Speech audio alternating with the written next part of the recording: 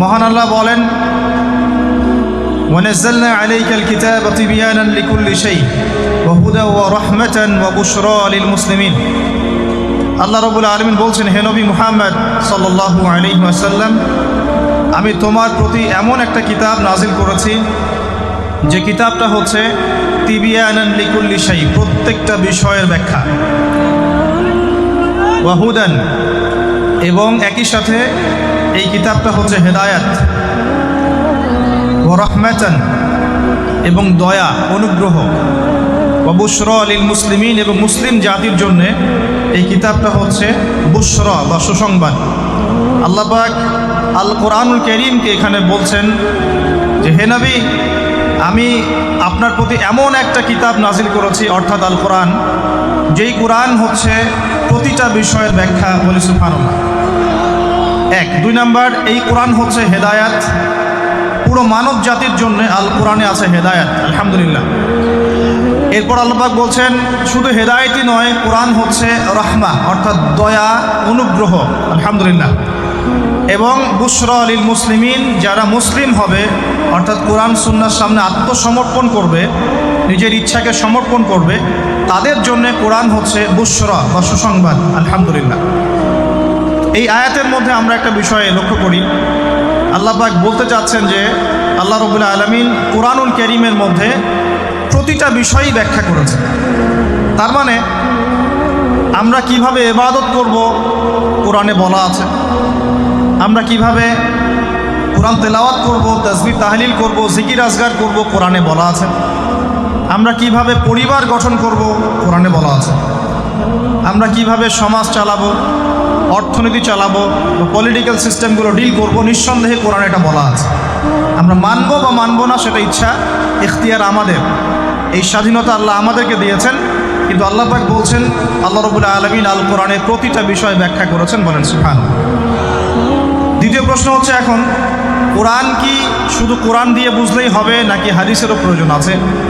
উত্তর হচ্ছে, রাসূলুল্লাহ সাল্লাল্লাহু আলাইহি ওয়াসাল্লামের সুন্নাহ এবং হাদিসগুলোর প্রয়োজন অবশ্যই আছে। দলিল, আল্লাহ পাক সূরা হাশর এর 7 নম্বর আয়াতে বলছেন, ওয়ামা আতাকুমুর রাসূলু ফাখুযুহু। রাসূলুল্লাহ সাল্লাল্লাহু আলাইহি ওয়াসাল্লাম তোমাদেরকে যা যা দিয়েছেন সব গ্রহণ করো।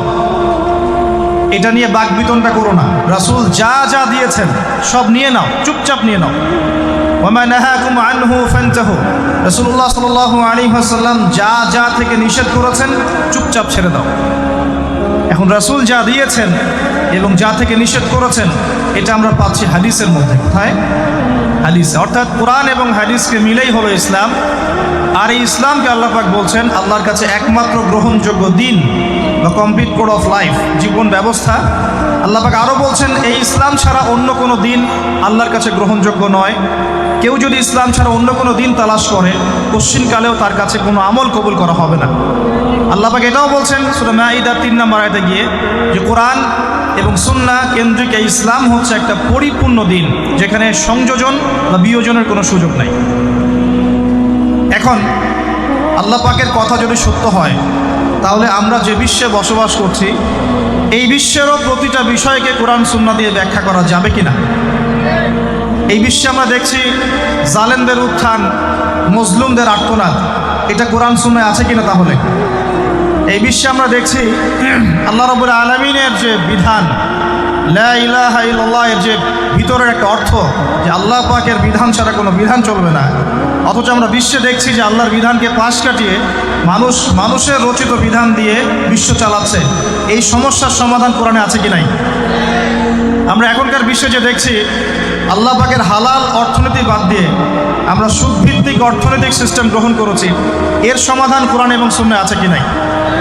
আমরা এখনকার সমাজে দেখছি যে মুসলিমদের মধ্যে বিভক্তি দেখা দিচ্ছে, যদিও বা তাদের ঐক্যবদ্ধ থাকা উচিত, ভালোবাসার ঘাটতি দেখা যাচ্ছে। তাহলে এই সমস্যার সমাধান কোরআন সুন্নাহে আছে কি নাই? আমরা এখন দেখি চলমান বিশ্বে কিয়ামতের আলামতগুলো একটা একটা করে আবির্ভূত হচ্ছে। যত দিন যাচ্ছে সমাজের মধ্যে ফিতনা ফাসাদ বাড়ছে।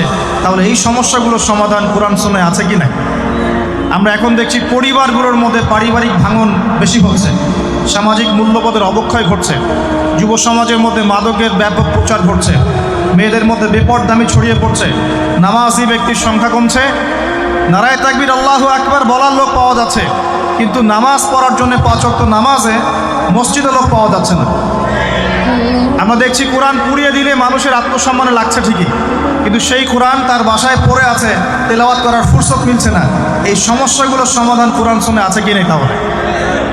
এখন আজকের যে দিবস, এই যে ভালোবাসা নিয়ে এত কথা হচ্ছে, তাহলে প্রকৃত ভালোবাসা কি আর কথিত ভালোবাসা কি?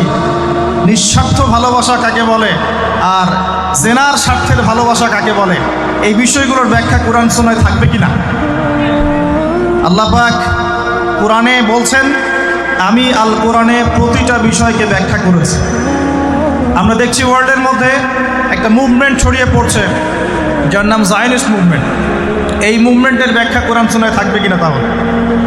আমরা দেখছি মুসলিম বিশ্বের মধ্যে প্রায় প্রতিটা মুসলিম কান্ট্রিতেই মুসলিমরা আজকে নির্যাতিত, তাহলে এর সমাধান কি কোরআন সুন্নাহয় আছে কি নাই? এখন আপনি যদি চিন্তা করেন যে কোরআন এবং সুন্নাহ জীবনের একটা অংশের হেদায়েত দেয়, তাহলে আমি বলবো আপনাকে আবারও কালিমা শাহাদা সাক্ষ্য দিয়ে মুসলিম হতে হবে। আমার কথা মনে বুঝতে পারছেন না? যদি কোনো মানুষ মনে করে যে কোরআন সুন্নাহয় শুধু আংশিক সমাধান আছে, সামগ্রিক বিষয়ের সমাধান নাই, জীবনের প্রতিটা বিষয়ের সমাধান কোরআন সুন্নাহয় নাই, কারো আকীদা যদি এমন হয়, তাহলে তাকে আবারও আশহাদু আল্লা ইলাহা ইল্লাল্লাহ ওয়া আশহাদু আন্না মুহাম্মাদান আবদুহু ওয়া রাসূলুহু এই সাক্ষ্য দিয়ে মুসলিম হতে হবে। কারণ সে এখনো পরিপূর্ণ মুসলিম হতে পারে নাই। কখন হবে? যখন সে এই আকীদা বিশ্বাস পোষণ করবে যে হ্যাঁ, আল্লাহ পাক কোরআনে এবং রাসূলুল্লাহ সাল্লাল্লাহু আলাইহি ওয়াসাল্লাম সুন্নাহয়, কোরআন এবং সুন্নাহয় আমাদের জীবনযাত্রার প্রত্যেকটা সমস্যার সমাধান আছে, এবং এই সমাধানগুলো গ্রহণ করলে পরে বিশ্বে শান্তি আসবে, গ্রহণ না করলে শান্তি আসবে না। এই চিন্তা যদি না থাকে, এই চিন্তাকে নবায়ন করতে হবে। আল্লাহ পাক আমাদেরকে তৌফিক দান করুন। আসুন প্রসঙ্গে আসি। আল্লাহ রাব্বুল আলামিন আমাদেরকে ভালোবাসেন কি না? আচ্ছা, ভালোবাসার প্রয়োজন আছে কি নাই? প্রথম কথা হচ্ছে ভালোবাসা কি? প্রথম শব্দটা হচ্ছে ভালোবাসা কি, সংজ্ঞা কি?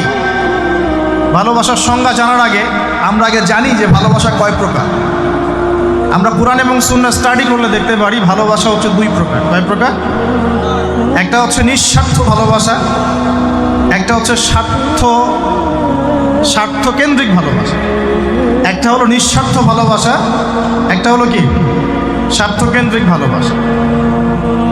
আল্লাহ রাব্বুল আলামিন ভালোবাসা সৃষ্টি করলেন কখন? আগে সেখানে আসে। আল্লাহ রাব্বুল আলামিন শুরুতে একা ছিলেন। কয়জন ছিলেন? তাহলে কি এখন তিনি 2 জন? আল্লাহ রাব্বুল আলামিন ছিলেন একা। মনে রাখবেন, কোনো সৃষ্টি একা থাকতে পারে না। আল্লাহ রাব্বুল আলামিন স্রষ্টা, তিনি একা থাকতে পারেন। চিরকুমার সংঘে নাম লেখানো বন্ধ করতে হবে।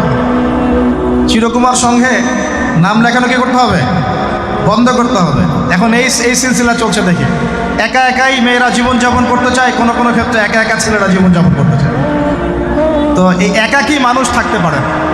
সৃষ্টির পক্ষে একা থাকা সম্ভব নয়, স্রষ্টার পক্ষে সম্ভব। আল্লাহ রাব্বুল আলামিন একা ছিলেন, আজও একা। যখন কিছুই থাকবে না, আল্লাহ পাক একাই থাকবেন।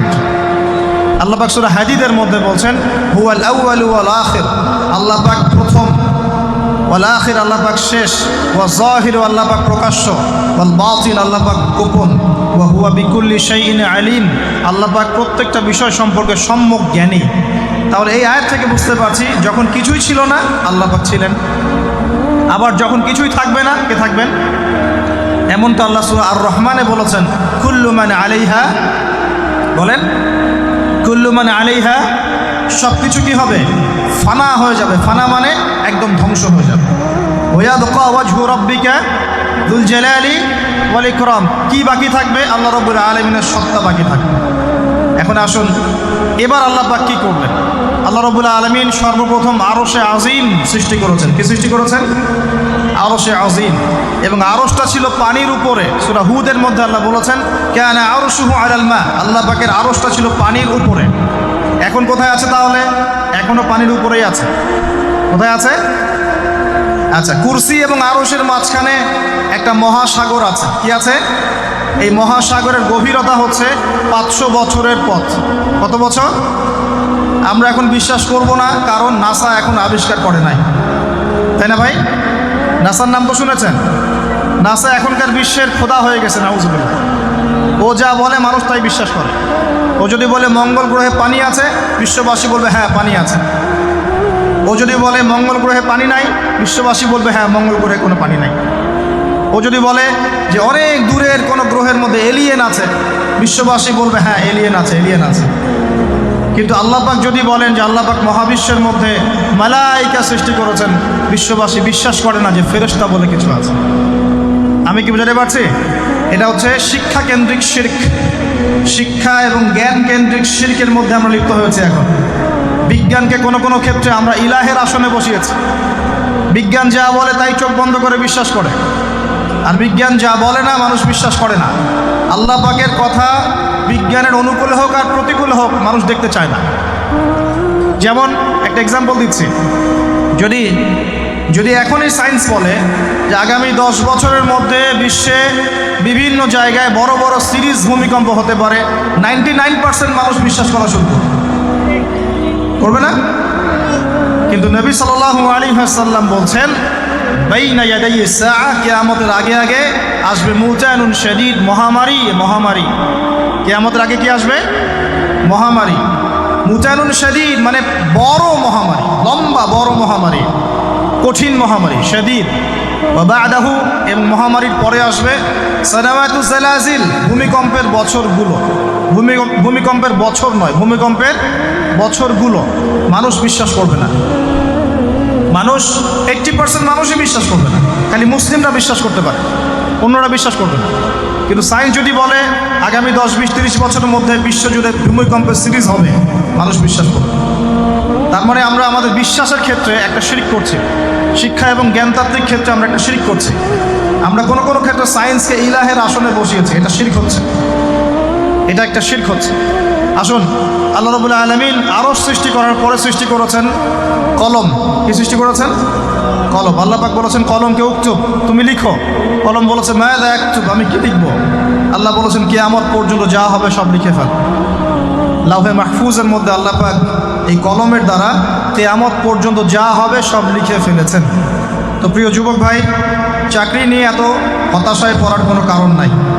রিজিকের সন্ধানে এত হতাশায় পড়ার কোনো কারণ নাই। রিজিক যা আছে তাই পাবেন, আপনার রিজিক লেখা হয়ে গেছে। এরপরে সাউন্ড কমান, টানবাম থেকে। এরপরে মানুষ যখন মায়ের গর্ভে ছিল, বয়স ছিল 4 মাস 10 দিন। কতদিন? 4 মাস 10 দিন। আল্লাহর পক্ষ থেকে ফেরেশতা রূহ নিয়ে এসেছেন। ফেরেশতা বলে কি কিছু আছে? বিশ্বাস করেন? কিন্তু ফেরেশতা তো চোখে দেখা যায় না, তাহলে কেন বিশ্বাস করেন? যখন মুসলিমরা কোনো কিছু না দেখে বিশ্বাস করা শুরু করেছে, তখন এই বিশ্বাসটার একটা নাম দিয়েছে পশ্চিমারা। এই বিশ্বাসটার একটা নাম দিয়েছে পশ্চিমারা। এই বিশ্বাসটার নাম কি জানেন? এই বিশ্বাসটার নাম তারা দিয়েছে ধর্মান্ধতা। কি দিয়েছে? শব্দটা শোনেন নাই? ক্লাসিক্যাল সেকুলার পত্রিকাগুলোর মধ্যে দেখেন না ধর্মান্ধতা শব্দটা? মানে কি? এর মানে কি? মানে আপনি ফেরেশতা তো দেখেন না, বিশ্বাস করেন কেন? তার মানে আপনি অন্ধ, তার মানে আপনি ধর্মান্ধ। বুঝতে পারছেন? এখন আমাকে বলেন যে এই ফেরেশতায় যদি কেউ বিশ্বাস না করে, সে কি মুমিন হতে পারবে? সে কি মুসলিম হতে পারবে? ইমানের যে 6টা পিলার, আল্লাহ বিশ্বাস, ফেরেশতা মণ্ডলীতে বিশ্বাস, আসমানি কিতাবে বিশ্বাস, নবী রসুলগণে বিশ্বাস, পরকালের জীবনে বিশ্বাস, আর ভাগ্যে বিশ্বাস, এই 6টার কোনোটাই কি দেখা যায়, ছোঁয়া যায়, উপলব্ধি করা যায়? কঠিন তরল বায়বীয় পরীক্ষা করা যায়, বা ল্যাবরেটরিতে গবেষণা করে পরীক্ষা করা যায়?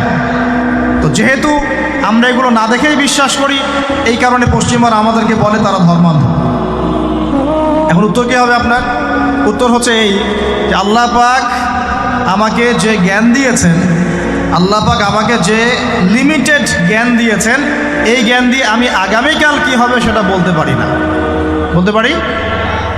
যে মানুষের জ্ঞান এতই ক্ষুদ্র যে আগামীকাল তার সাথে কি হবে সে বলতে পারে না, সেই মানুষের পক্ষে কি এই অদৃশ্যের জগৎ সম্পর্কে এত গভীর জ্ঞান লাভ করা সম্ভব? মানুষের জ্ঞান কি অসীম, না আল্লাহ পাকের জ্ঞান অসীম? এখন সেই অসীম সত্তার পক্ষ থেকে যখন কোনো ওহী আসে, কোনো তথ্য সংবাদ আসে, তাহলে আমি কি সেই জ্ঞানকে পেনিট্রেট করতে পারবো? বরং আমার উচিত হবে সেই তথ্যকে বিশ্বাস করা এবং তার সামনে আত্মসমর্পণ করা। তাহলে আমি ধর্মান্ধ হয়ে সবচেয়ে স্মার্ট মানুষ হয়েছি। যারা আল্লাহ পাকের ওহিতে বিশ্বাস করে সে হচ্ছে সবচেয়ে স্মার্ট মানুষ। কারণ আল্লাহ পাকের ওহির সব জ্ঞান তো আমি ভেদ করে যেতে পারবো না, কারণ আমি তো আগামীকাল কী হবে তাই জানি না। আগামীকাল কী হবে তাই যে জানে না, সে কীভাবে পরকালের জীবনকে ব্যাখ্যা করবে?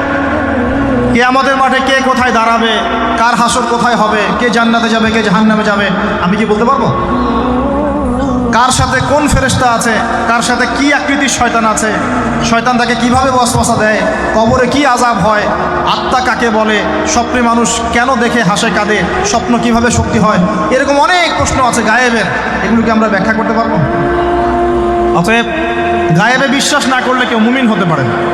আর আল্লাহ রাব্বুল আলামিন এই গায়েবের খবর জানেন। এই গায়েবের খবর থেকে আল্লাহ আমাদেরকে যতটুকু তথ্য দিয়েছেন এতটুকু আমরা জানি, এর বেশি আমরা জানি। আচ্ছা, মায়ের গর্ভে যখন সন্তান, তখন ফেরেশতা লিখে দিচ্ছেন এক, তার হায়াত কতটুকু হবে, ব্যাস লেখা হয়ে গেছে। লেখা হয়ে গেছে মানে যা হায়াত, যা অপচয় করেছেন তো করেছেনই। এখন সারা জীবন যদি মাথাটা ঠুকরে ঠুকরে কাঁদেন, তাও ওই অপচয়কৃত দিনগুলো ফিরে আসবে না। শিক্ষা নেবেন না এখান থেকে?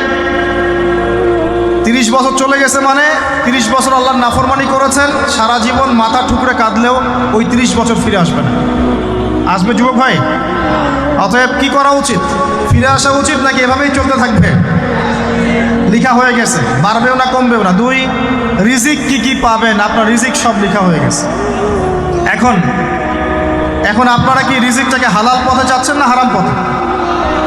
যদি হালাল পথে চান ওই অ্যামাউন্ট অফ রিজিকই পাবেন, যদি হারাম পথে চান ওই রিজিকই পাবেন, এর বাইরে যাবে না। রিজিক যাবে, যাহলে সবর করেন, আল্লাহ পাক হালাল পথেই রিজিক দিবে ইনশাআল্লাহ। রিজিক বৃদ্ধির জন্য কিছু আমল আছে, তার মধ্যে শ্রেষ্ঠ আমল হচ্ছে নামাজ। এর সাথে চাষতের নামাজ পড়া, চাষত মানে সালাতুদ দুহা। এর আগে ইশরাকের নামাজ আছে। রিজিক বৃদ্ধির জন্য আত্মীয়তার সম্পর্ক বজায় রাখতে হয়। আত্মীয়তার সম্পর্ক বজায় রাখলে রিজিক প্রশস্ত হবে। বেশি বেশি যে আল্লাহ জিকির করে এবং কোরআন তেলাওয়াত করে তার রিজিক বাড়ে আলহামদুলিল্লাহ। এবং যে আল্লাহর রাস্তায় খরচ করে তার রিজিক বাড়ে। এই রিজিক বাড়ার কিছু পলিসি আছে। সবচেয়ে শ্রেষ্ঠটা হচ্ছে নামাজ, আল্লাহর জিকির তেলাওয়াত। এরপর আমলের মধ্যে আত্মীয়তার সম্পর্ক বজায় রাখে। নবীজি বলছেন, কেউ যদি চায় যে তার রিজিকটা লম্বা হোক, হায়াতটা লম্বা হোক, সে যেন আত্মীয়তার সম্পর্ক বজায় রাখে। আত্মীয়তার সম্পর্ক এখন আস্তে আস্তে নষ্ট হয়ে যাচ্ছে না? খেয়াল করে দেখেন, আত্মীয়তার সম্পর্ক আপনি বজায় রাখবেন। মনে রাখবেন, আমি বারবার একটা কথা বলেছি আপনাদের ওয়াজ মাহফিলে, যে পৃথিবীতে যে কাজই করবেন আল্লাহর সন্তুষ্টির জন্য করবেন। আত্মীয়তার সম্পর্ক বজায় রাখবেন আল্লাহর সন্তুষ্টির জন্যে, তাদের কাছে কিছু পাওয়ার আশায় না। যখনই আপনি কারো কাছে কিছু পাওয়ার আশা করবেন আপনি কষ্ট পাবেন। যখনই কারো কাছে কিছু পাওয়ার আশা করবেন আপনি কষ্ট পাবেন। কারো কাছে এত বেশি পাওয়ার আশা করবেন না। কার কাছে পাওয়ার আশা করবেন? আল্লাহর কাছে, যে আমি এই কাজটা করছি আল্লাহ আমাকে পুরস্কার দিবে ইনশাআল্লাহ। আমি আত্মীয়তার সম্পর্ক বজায় রাখছি কেন? আল্লাহর কাছে রিজিকে বরকতের আশায়, আল্লাহর সন্তুষ্টির জন্য। মনে রাখবেন প্রিয় ভাইয়েরা, আমল কবুল হওয়ার শর্ত মোটামুটি 3টা। কয়টা? 1 নাম্বার, আমলগুলো হতে হবে আল্লাহর সন্তুষ্টির জন্য। 1। 2 নাম্বার, আমলটা হতে হবে রাসূলুল্লাহ সাল্লাল্লাহু আলাইহি ওয়াসাল্লামের পদ্ধতিতে, অন্য কারো পদ্ধতিতে নয়। 3 নাম্বার, আমলটা করার জন্যে আপনার রিজিকটা হতে হবে হালাল। হারাম রিজিকের আমল আল্লাহর কাছে কবুল হয় না। আল্লাহ পাক আমাদের সবাইকে হালাল রিজিকের ব্যবস্থা করে দিন এবং রিজিকটাকে প্রশস্ত করুন, আমিন। তো রিজিক লেখা হয়ে গেছে। 2। 3 নাম্বার, লেখা হয়ে গেছে এ ব্যক্তি কি কি কাজ করবে দুনিয়ায়। এই ব্যক্তি দুনিয়ায় কি কি কাজ করবে সব লেখা হয়ে গেছে। এখন যদি একটা চোর বলে যে আল্লাহ পাক আমার তাকদিরে লিখেছিলেন যে আমি চুরি করব, তাই আমি চুরি করেছি। এখন যদি একজন ধর্ষক বলে আল্লাহ আমার তাকদিরে লিখেছিল যে আমি ধর্ষণ করব, তাই ধর্ষণ করেছি। এখন যদি যারা এই জনগণের কিছু সম্পদ আত্মসাৎ করে খেয়ে ফেলছে তারা যদি বলে আল্লাহ তাকদিরে লিখছিলেন জন্যই দুর্নীতি করেছি, তাহলে কথাটা কি হবে? গ্রহণযোগ্য হবে? এখন যদি দলিল দেয় তাকদিরে তো লেখা ছিল। এই আকিদাটার নাম হচ্ছে জাবারিয়া আকিদা। কি আকিদা? জাবারিয়া। এমন একজন ব্যক্তি উমর রাদিয়াল্লাহু আনহুর দরবারে এসেছিল। চোর চুরি করেছে, ধরা পড়েছে। উমর রাদিয়াল্লাহু আনহু বলেছেন হাত কেটে ফেলো। তখন সে বলছে যে আমার হাত তো কাটা যাবে না, কেন? আল্লাহ পাক তাকদিরে লিখেছেন আমি চুরি করব, তাই চুরি করেছি। উমর রাদিয়াল্লাহু আনহুর সামনে এই কথাটা বলেছে। আর উমর রাদিয়াল্লাহু আনহু কি বিচক্ষণ মানুষ ছিলেন না বোকাশোকা ছিলেন? বলেন, তার মতো শাসক পাওয়া যাবে? তার মতো আরো একজন শাসক আসবে ইনশাআল্লাহ পৃথিবীতে। তার নাম কি? নবী ঈসা আলাইহিস সালাম ইনশাআল্লাহ তাআলা। এবং তার আগে আরো একজন ইমাম আসবেন। তার নাম কি? তার নাম হচ্ছে মুহাম্মদ। কি নাম? তার নাম মুহাম্মদ, তার উপাধি হচ্ছে মাহদি। কখন আসবেন? যখন পৃথিবীতে যুদ্ধ বিগ্রহ ছড়িয়ে পড়বে, ব্যাপক আকারে মালহামা চলবে, তখন আসবেন। কাদের পক্ষে আসবেন? মুসলিমদের পক্ষে। কি উদ্দেশ্যে আসবেন? সারা বিশ্বে জুলুম তুলে ফেলার জন্য। এবং আরেকটা কি উদ্দেশ্য? ওই জেরুজালেম উদ্ধার করার জন্য। কোন জেরুজালেম? যেটা এখন ইহুদিরা দখল করে আছে। চারপাশে আরবরা, মাঝখানে ও কেমন করে দখল করে আছে? আরবদেরকে হাতের মুঠোয় নিয়ে নিয়েছে। এই কারণে মুনাফিকদের উপর টিকে আছে সে, এবং তার পশ্চিমা মিত্রদের উপর টিকে আছে। ঈসা আলাইহিস সালাম কেন আসবেন? এই জায়গাটা পুনরুদ্ধার করার জন্য। ঈসা আলাইহিস সালাম কি পরাজিত হবেন না বিজয়ী হবেন? কত বছর বিশ্ব শাসন করবেন? 40 বছর। এগুলো হবে বিশ্বে, এগুলো হওয়া এখনো বাকি আছে। আরও কি হবে? মুসলিমরা কনস্ট্যান্টিনোপল আবার জয় করবে। এই কনস্ট্যান্টিনোপলের মধ্যে ফিতনা দেখা দিবে অচিরেই, মুসলিমরা ওইটা আবার দখল করবে ইনশাআল্লাহ তাআলা। আরও কি হবে? বললাম ভূমিকম্পের বছরগুলো আসবে সামনে, এবং মুতায়নুন শাদীদ, মহামারীও আসবে। আরও কি? বড় বড় 3টা ভূমিকম্প বাকি আছে এখনও। আগে বলেছি লেকচারে, একটা পৃথিবীর পূর্বে, একটা পশ্চিমে, একটা মাঝখানে। এগুলো এখনও বাকি আছে। বিশ্বে অনেক কিছু হওয়া এখনও বাকি আছে। এখন যা দেখছি এগুলোই স্বপ্ন, এগুলো চলে যাবে। সময় কি হবে? চলে যাবে। আরও নতুন সময় আসবে ইনশাআল্লাহ তাআলা। আমাদের দায়িত্ব কি? আমাদের দায়িত্ব পরিস্থিতি বুঝে দিন ধরে রাখা, আমল করা, এবং মানুষকে দিনের দিকে আহ্বান করা। আমরা যদি দায়িত্ব পালন না করি তাহলে কি হবে? আল্লাহ পাক আমাদেরকে সরিয়ে দিয়ে নতুন কওম নিয়ে আসবে। আল্লাহ পাক সূরা মুহাম্মাদে বলেছেন, ওয়া ইন তাতাওয়াল্লাউ, তোমরা যদি মুখ ফিরিয়ে নাও, ইয়াস্তাবদিল কওমান গায়রাকুম, আল্লাহ পাক নতুন কওমকে তোমাদের জায়গায় স্থলাভিষিক্ত করবেন। সুম্মা লা ইয়াকুনু আমসালাকুম, তারা তোমাদের মতো হবে না, মানে আমাদের মতো অপদার্থ হবে না। উম্মার বিজয়ের শর্ত কি? আল্লাহ সূরা মুহাম্মাদেই বলেছেন, ইন তানসুরুল্লাহ ইয়ানসুরুকুম, তোমরা আল্লাহর দ্বীনকে সাহায্য করো, তবেই আল্লাহ তোমাদেরকে সাহায্য করবে। ওয়া ইউসাব্বিত আকদামাকুম, তোমাদের পা আল্লাহ দৃঢ় করে রাখবেন। আমরা আল্লাহকে সাহায্য না করলে আল্লাহ পাক আমাদেরকে সাহায্য করবেন না। সিম্পল।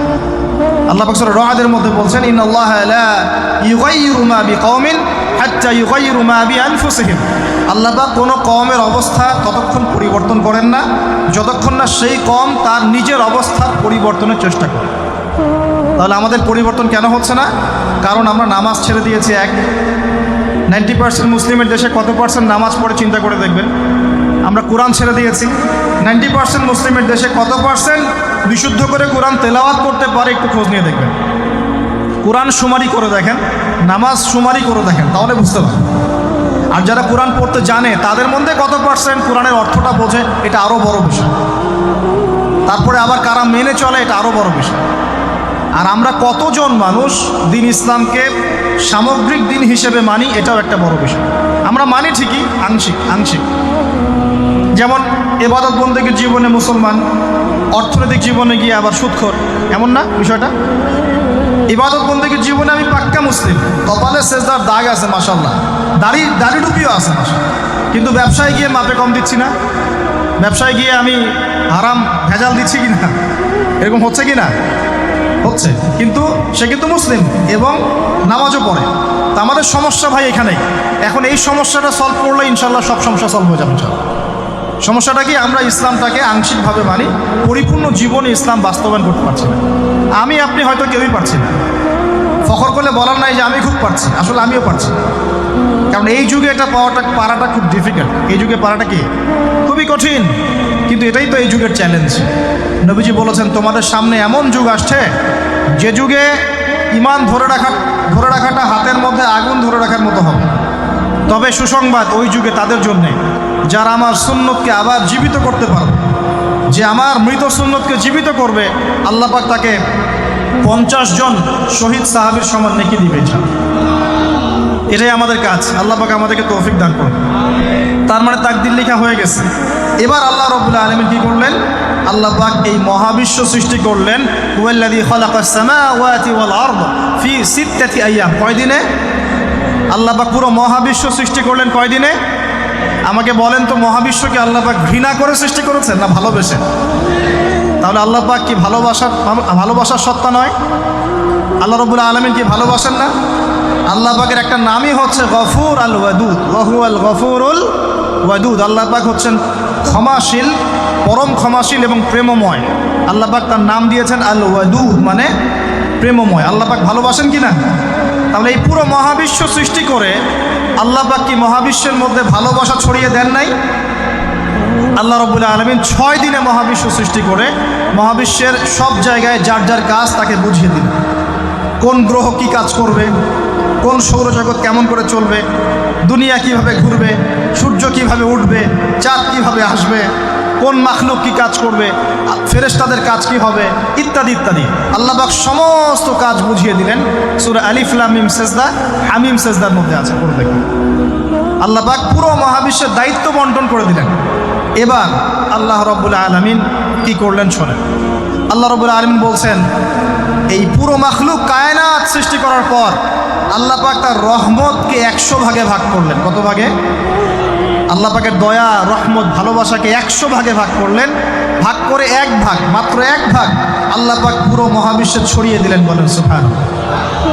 বাকি 99 ভাগ রহমত আল্লাহ পাক তার কাছে রাখলেন। এই 1 ভাগ ভালোবাসার কারণেই, এই 1 ভাগ ভালোবাসার কারণেই এই যে সন্তান কান্না করলে মায়ের বুক ফেটে যায়, সন্তান অসুস্থ হলে বাবার বুক ফেটে যায়, যেই বাবা সহজে চোখের পানি কাউকে দেখায় না, সেই বাবা জায়নামাজে দাঁড়িয়ে চোখের পানি ছাড়তে থাকে। এই 1 ভাগ রহমতের কারণে আমরা দেখি যে রাস্তার কুকুর পর্যন্ত তার বাচ্চাকে চাটে, আদর করে, মহব্বত করে। এই 1 ভাগ রহমতের কারণে আমরা আমাদের স্ত্রীদেরকে মহব্বত করি, স্ত্রীকে সুখে রাখার জন্য জীবনটা পর্যন্ত বিলিয়ে দেয়। সকাল থেকে রাত পর্যন্ত কোনো কোনো ক্ষেত্রে হারাম পথে যেতেও দ্বিধা করি না, স্ত্রী সন্তান সুখে থাক এই আশায়, তাই না ভাই? এই 1 ভাগ রহমতের কারণে, এই 1 ভাগ রহমতের কারণে গাভী দেখবেন, গাভী তার বাচ্চাকে প্রসবের পর চাটে, গাটা চেটে পরিষ্কার করে দেয়। এই 1 ভাগ রহমতে পুরো কায়নাত টিকে আছে। আর নবী সাল্লাল্লাহু আলাইহি ওয়াসাল্লাম বলছেন, বাকি 99% রহমত আল্লাহ পাক তার কাছে রেখেছেন। এই রহমত এবং ভালোবাসা দিয়ে আল্লাহ পাক কিয়ামতের মাঠে মানুষকে মাফ করবে ইনশাআল্লাহ। তার মানে বলেন আল্লাহু আকবার। তার মানে আমরা আশা করতে পারি ইনশাআল্লাহু তাআলা আমরা আল্লাহর জান্নাত পাবো ইনশাআল্লাহ। পাবো কি না? শুধু একটা কাজ যদি উম্মত করতে পারে জান্নাত পাবে। বলে দিব কোনটা? অনেক কাজই আছে, কিন্তু স্পেশাল একটা কাজ, একটা। আল্লাহ রাব্বুল আলামিন মেরাজের রাতে তার নবীকে উঠিয়ে নিয়েছিলেন, উঠিয়ে নিয়ে কাছে নিয়ে আসছেন, একদম কাছে, আর যে আরশের কাছাকাছি। নবী সাল্লাল্লাহু আলাইহি ওয়াসাল্লাম বলছেন, ওই সময় তার উপর 3টা স্পেশাল ওহী করা হয়েছে। কয়টা? 3টা। একটা হচ্ছে 50 ওয়াক্ত নামাজ। কত ওয়াক্ত? এটা কমতে কমতে কমতে কত ওয়াক্ত হয়েছে? 5। 5কেও কমানোর জন্য কোন নবী বলছিলেন?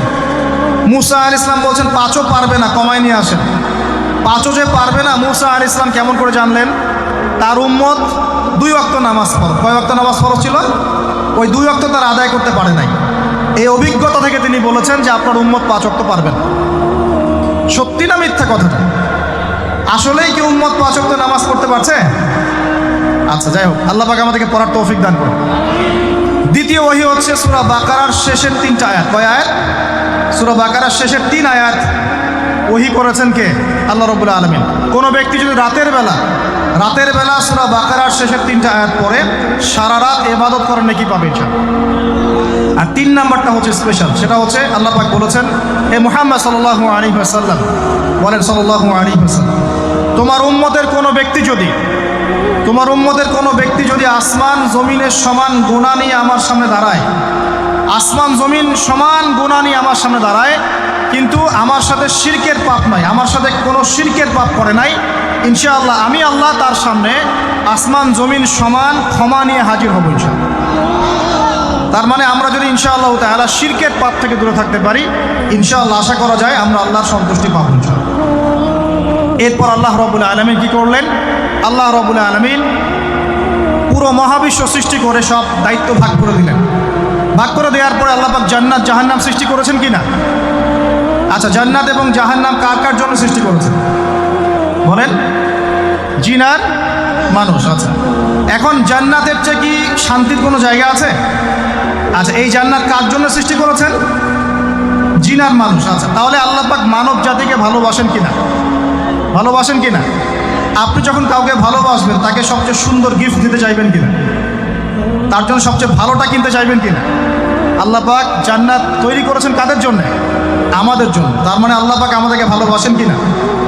অবশ্যই বাসেন। আল্লাহ রাব্বুল আলামিন জাহান্নামও তো সৃষ্টি করেছেন। এখন যদি বলি যে তাহলে আল্লাহ পাক কি আমাদেরকে ভালোবাসেন না, জাহান্নামে কিভাবে দিবেন? উত্তরটা কী হবে তাহলে? উত্তর হচ্ছে এই যে যদি আল্লাহ না করুক কোনো ব্যক্তি জাহান্নামে যায়, তাহলে বুঝতে হবে সেই ব্যক্তি জাহান্নামে যাওয়ার যোগ্য ছিল বলেই জাহান্নামে গিয়েছে। কথা কি বুঝতে পারছেন? আর যদি কোনো ব্যক্তি জান্নাতে যায়, তাহলে বুঝতে হবে সেই ব্যক্তির উপর আল্লাহ পাক দয়া করেছেন বলেই সে জান্নাতে গিয়েছে। মানুষ তার আমল দিয়ে জান্নাতে যেতে পারবে না। মানুষ তার আমল দিয়ে জান্নাতে যেতে পারবে না, আল্লাহর দয়া অনুগ্রহ দিয়ে জান্নাতে যাবে ইনশাআল্লাহ। আল্লাহ পাক আমাদের সবাইকে সেই দয়া অর্জন করার তৌফিক দান করুন। সামনে রহমত পাওয়ার একটা সুবর্ণ সুযোগ আসছে, সেটা হলো রমজান মাস। কি মাস? রমজান মাস। আমরা দোয়া করি আল্লাহ পাক আমাদের সবাইকে সুস্থতার সাথে রমজানের সবগুলো রোজা রাখার তৌফিক দান করুন। নবীজি বলেছেন এই মাসে যে ইবাদত করে তার গুনাহ মাফ করাতে পারলো না, তার জন্য ধ্বংস। বলেন আউযুবিল্লাহ। আমরা তো রমজান আসার আগে দুনিয়াবি প্ল্যান করছি, রমজানে কিভাবে ব্যবসায় উন্নতি করব, রমজানে কিভাবে বেশি লাভ করব। হ্যাঁ, তো রমজান মাস হচ্ছে ইবাদতের মৌসুম। আল্লাহ পাক আমাদের সবাইকে রমজান মাসে 5 ওয়াক্ত নামাজ পড়ার তৌফিক দান করুন, কোরআন তেলাওয়াত করার তৌফিক দান করুন, কোরআন বুঝে পড়ার তৌফিক দান করুন, তারাবির নামাজ জামাতে পড়ার তৌফিক দান করুন, এবং বেশি বেশি মানুষকে ইফতার করানোর তৌফিক দান করুন। যাদের জাকাত ফরজ হয়েছে, জাকাত দিচ্ছেন না, আল্লাহর ওয়াস্তে রমজান মাসে জাকাত দিয়ে দিবেন ইনশাআল্লাহ। আর আমি কিন্তু আগেই বলেছি রমজান মাসে ভাই দ্রব্যমূল্যের দাম কিন্তু খুব চড়া ওঠানামা করবে। অতএব যাদের সামর্থ্য কম তাদের ঘরে ইফতার পৌঁছে দেওয়ার দায়িত্ব কার? যে আমাদের। যাদের সামর্থ্য আছে তারা, যারা সামর্থ্যবান নয় তাদের ঘরে ঘরে মাসের বাজার পৌঁছে দেবেন ইনশাআল্লাহ। আল্লাহ পাক তৌফিক ইনায়াত করুন বলি আমি। এবার দেখেন আল্লাহ পাক সৃষ্টি করলেন আদম আলাইহিস সালামকে। কাকে? এর আগে আল্লাহ পাক জিন জাতি সৃষ্টি করেছেন, আমি ওইদিকে যাচ্ছি না, আমি মানুষের কথা বলছি। আদম আলাইহিস সালামকে আল্লাহ পাক কেমন করে সৃষ্টি করেছেন? আল্লাহ পাক সূরা সাদের মধ্যে বলেছেন যে খলাকতু বিয়াদাই, খলাকতু বিয়াদাই, আমি আদমকে আমার হাত দিয়ে সৃষ্টি করেছি। কি দিয়ে? হাত দিয়ে। এটা কি ভালোবাসার বহিঃপ্রকাশ নয়? আল্লাহ পাক কি আমাদেরকে ভালোবাসেন না?